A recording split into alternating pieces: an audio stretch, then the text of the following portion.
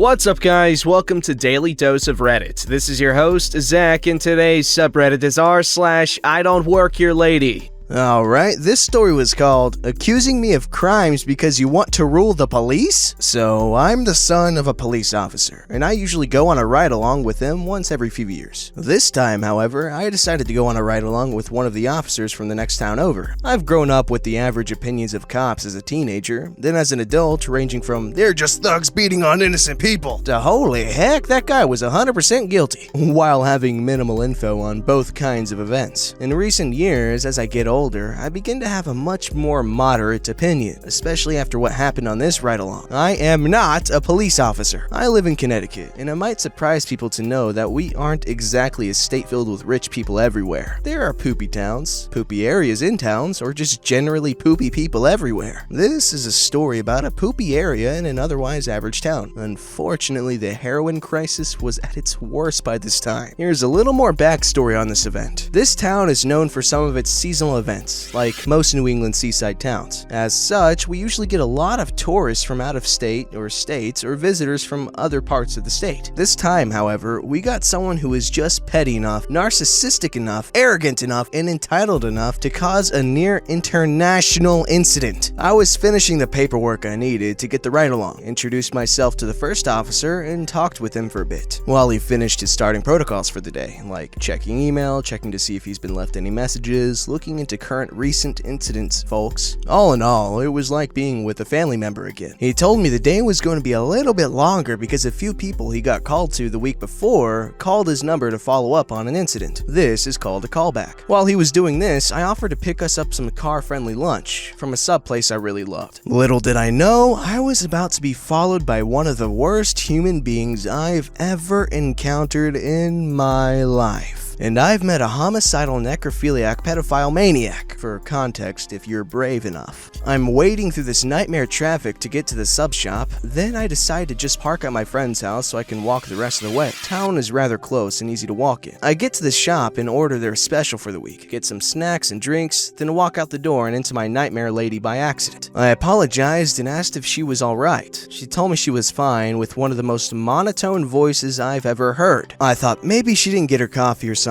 and just got in my car and was about to head back to the station. While I was putting the subs into one bag and reusing an old beverage tray I got from McDonald's to hold the drinks, I see in my rear view mirror the nightmare lady taking pictures of my car with her phone. I'm a bit dumbfounded by this and grab all the stuff to get going. I didn't feel like doing anything to escalate things on what was pretty much a perfect weather day. I get inside, grab my stuff, and walk with the officer to the car he was using. We get in and do the basic login crap for his system when the perfect weather day turned to dark and dangerous clouds in the form of the nightmare lady. I'm sitting in the passenger side seat when this maniac began smashing her hand on the window and screeching like a banshee about how she's going to expose the web of corrupt police in this country, starting with us. My first thought was that this woman had been in a serious accident and was hallucinating, because her words were thick with what I thought were slurred tones. Turns out she was just from Norway and had a pretty good grasp of the English language, but with a thick accent. We didn't find this out until later. The officer got out of the vehicle and politely asked her to cease the assault on the car. She launched into an even more violent tirade and began to shout how she was going to fix the problems with our country by replacing all the police with volunteers from Europe. This continued for about another 30 seconds before she began taking a dozen more pictures. After she was done, she grabbed a handful of dirt and threw it at him. Bad mistake number one for her. He moved in to try to arrest her, but she got away in her car, which was on the other side of the gate. He radios it in and lets people know there might be someone with a head injury driving in, insert car description here, and she is wearing, insert extremely expensive clothing here. The plates came back as a rental car, and having more pressing issues to deal with, i.e. the callback, he asked if someone else could be assigned to look for this woman. We get going and meet up with his callback. He talks with him for a while and informs me on what's happening while he files a report. It wasn't until he looked in his rear view mirror that he noticed something alarming. The same woman woman who assaulted the car was at the callback's house asking them questions while she had her phone out recording everything. This person had no idea what was going on and thought the woman was a reporter trying to do a case on an uptick in crime in her area. The officer goes blues and tunes, spins the car right around and tries to get to her before she could get away. Unfortunately, she got away again by getting lost in the traffic. Because some dinguses on the road don't think you should pull to the side when an emergency vehicle is trying to pass. For the rest of the day, it was pretty mundane, until we got back to the station and see the Nightmare Lady going full ballistic with the reporter by her side. She then saw me and the officer I was with, made a straight shot beeline to me and began to shout obscenities I have never thought possible from another human being. She kept insisting how I assaulted her, then violated her in the bathroom of a very public sub shop, listed off a fake name for me and told the reporter everything with tears down her face. She kept talking about how she was being stalked for weeks by me and my fellow officers as she walks home from work. I need to restate this. I am not a police officer, and never have been, nor will I ever be. At this point, the reporter immediately asked me what I have to say to these accusations and when the trial will be. The first words out of my mouth were, I am not a police officer. I never have been and never will be. What the nether is going on? This enrages Nightmare Lady. She then pulls out her phone and presents the most painfully edited video I have ever heard or seen in my life. The audio didn't even sound consistent. In one case, I could hear my voice cut then copy-pasted and repeated 3 times for the same 3 words. And I saw the most cheesy filter effect ever being used to show the officer attempting to damage the phone. When all was said and done, she looked like she got me and had the deepest dookie grin I had ever seen in my life. I turned to the reporter and said that not only is everything she said false, but I have multiple witnesses and numerous videos to prove it. The Nightmare Lady immediately stepped in front of me and said with a straight face, "The police are not trusted and all evidence will be thrown out. You might as well admit to the crime you committed." When I asked what the heckle faces she was talking about, she launched into this whole rant about how the lot of cameras were obviously fake and that the police are not treated as a trusted source for courts. It was her word and her evidence, I use that word loosely, against mine. Then things got good. The reporter cut her off and stated that not only are the cameras in the lot real and always running, but that the officer who was with me was wearing a body cam. Realizing her massive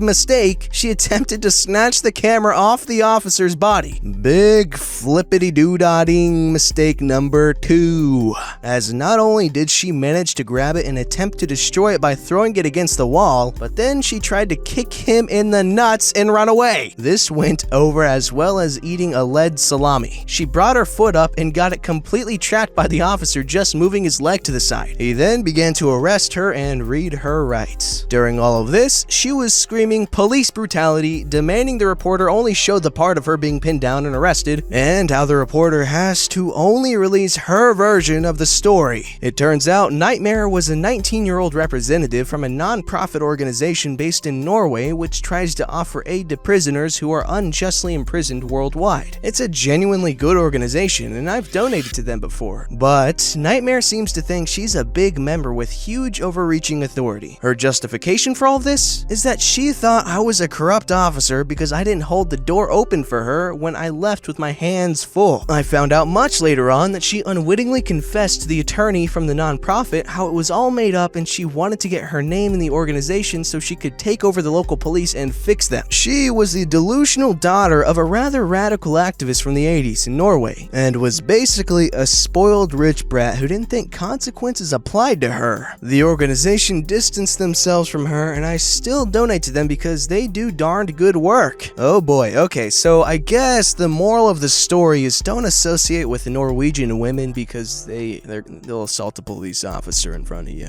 Alrighty, this story was called I'm Not an Uber Driver Anymore. So one day, my boyfriend and I decided to go to Atlanta on a Saturday to have fun because we had nothing else to do. We go to a strip mall called Little 5 Points just to walk around, shop, and have a little fun. We stay there most of the day, basically, and decide to leave since it was so late, but we wanted to go get some cookies. There's a place called Insomnia Cookies. It's on the same strip, and it is amazing. We try to go there every time we see one. We got into our car because we parked parked pretty far from the strip because who wants to pay for parking? So we drive to the area where Insomnia Cookies was, but this place is so packed. So we're looking for a parking space so we can get out of the car, go into the cookie place, and leave to go home. There's a parking lot right across from the place and we drive into it. I forgot to mention that my boyfriend is the one driving and not me. Also, I have a typical Kia Soul. As he's driving really slow in the parking lot, a man comes up and opens our back door and my boyfriend floors it, mistakenly having the door hit the dude's garbanzos. The man starts cussing at him, saying, "Yeah, I just wanted to tell you thank you for jamming your door, my flippin' nuts!" My boyfriend apologized for it and told him we're not an Uber. I was honestly scared because I didn't know what the flip was happening. Plus, he was drunk, so who knows? The man was saying, why wouldn't Uber even do that? And I'm just like, in my head, we're not an Uber. Well, not anymore because it started getting creepy for me. My boyfriend then starts to just look scared and I was saying how it's okay. He just didn't know that we're not an Uber. My boyfriend was explaining to me how he got scared and thought someone was trying to rob us and he sped off. We eventually drove away and found a parking spot, got our cookies and went back home. My boyfriend and I still get a laugh out of it whenever we bring it up, but I still feel pretty bad about hitting the dude's junk. Oh my goodness, okay, is that even a thing? Do people just open Uber cars without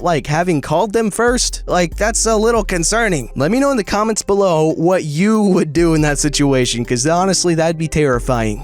Alright, this story is called Entitled Lady Gets a Beatdown by a 16-year-old. Okay, so first some background. I live in a mid-sized town with an upper-class part nearby, so it's kind of common to see some people with that rich aura and attire. Also, I'm 16, and law states you can't work until you are 18 or older. I also look a few years older than I should, a steady bit of facial hair, and quite tall, about 6'7". Anyway, story time. About a month ago, my mom told me to go to the grocery store near our house to get some stuff she forgot to buy for dinner. It's a short walk, about 4 blocks away, so I agreed and she gave me some money to buy it with. I go down there, walk through the doors, and I see a lady with a big black puffy fur coat, designer pants and shoes, and lots of jewelry. I walk past her and make my way to the dairy section. While I'm searching for some cheddar blocks, I hear a ahem behind me. I ignored it, thinking it wasn't for me, and continue on my way. A few minutes later, I hear a somewhat sassy, "Hi, you," along with a pat on my shoulder. I turned around and lo and behold, it was the same exact lady. Me being polite, I said, "Yeah?" She goes in an annoyed tone, "Jesus flippin' Christ! Finally, I've been trying to get your attention for 20 minutes. It'd only been 5 minutes, by the way. Can you please, for the love of God, fire this stupid guy?" I get what was going on fairly quickly and calmly say, "Sorry, ma'am, I don't work here." She starts yelling, "Cow feces! I know you work here because you wear the same outfit and I know you're covering for that stupid booty hole." Now I sort of see why she thought I worked here. The outfits employees wear is a red t-shirt with the logo on it, pants and closed-toed shoes. I was wearing a red long-sleeve shirt, jeans, and boots. Now, I'm usually nice, but when I get annoyed, people instantly realize. A friend of mine once said I give off an intimidating aura when I get angry. I also have a major anger issue, and one of the main triggers is yelling, so I instantly got urinated. The lady realized this and smacked me twice in a row, then started yelling, "Don't look at me like that, you piece of dookie!" At this point, I completely lost my poo, and grabbed her hand when she tried to smack me again. I shoved her away. She fell on her butt before I started yelling, "I already told you, you freaking piece of poo! I don't work here! Maybe if you clean the gunk out from your ear and listen, you could be getting help from someone who actually does!" She just sits there dumbfounded for a few seconds while a manager rushes over and asks what happened. Skipping forward some, no cops were called and she went home and I got a gift card plus free cheese blocks. When I got home, my mom asked me what took so long. I told her the whole story and the only thing she had to say after laughing was, "Well, that's what she gets for slapping my son." Alright guys, no holds barred. Bard's hold. I don't know the phrase, but tell me right now in the comments below what you would do if this woman slapped you. Alright? Don't restrain yourself, alright? Go ham on the keyboard. Tell me right now. Don't forget to like, subscribe, and hit that bell to never miss an episode.